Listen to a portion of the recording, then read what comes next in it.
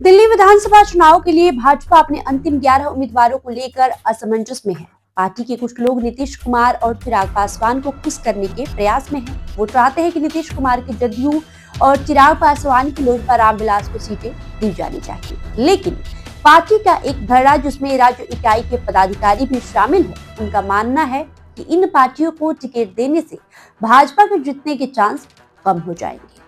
इस वजह से नामांकन दाखिल करने की आखिरी तारीख से 2 दिन पहले यानी कि बुधवार तक भाजपा की अंतिम 11 उम्मीदवारों की सूची जारी नहीं हो पाई। सूत्रों का कहना है कि गुरुवार यानी आज अंतिम सूची आ सकती है, जिसमें 1 या 2 सीटें जदयू को मिल सकती है।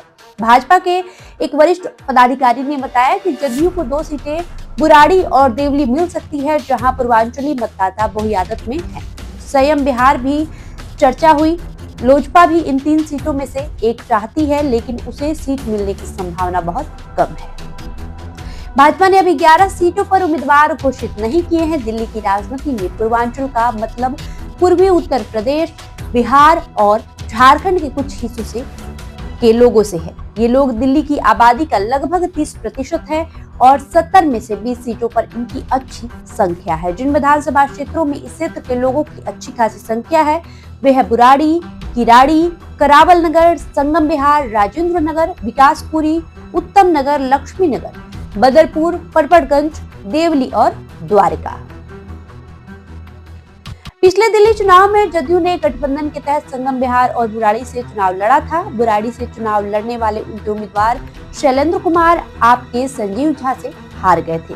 संगम बिहार से आपके दिनेश मोहनिया से जदयू के शिवचरण गुप्ता को हराया था।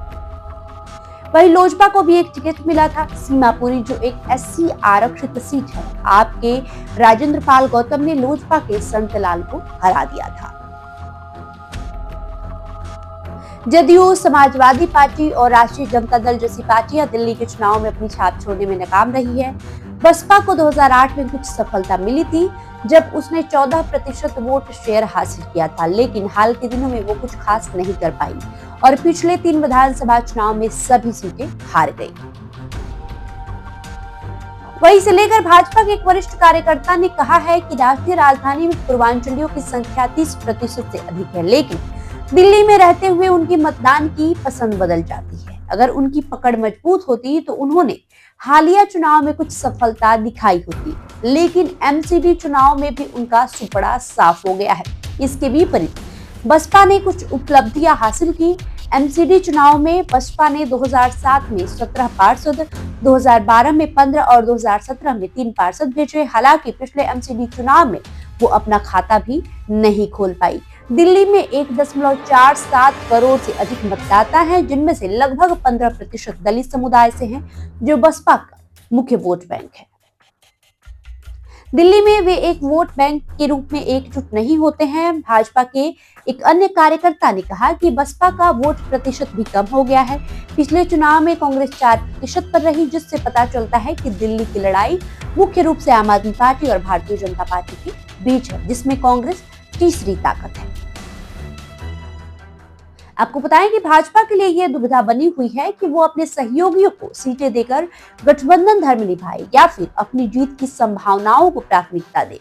पूर्वांचली मतदाताओं का झुकाव किस ओर होगा, ये भी देखना काफी दिलचस्प होगा। दिल्ली की राजनीतिक जमीन पर आम आदमी पार्टी और भारतीय जनता पार्टी के बीच मुख्य मुकाबला है। ऐसे में बाकी दलों के लिए अपनी मौजूदगी दर्ज करना एक बड़ी चुनौती है।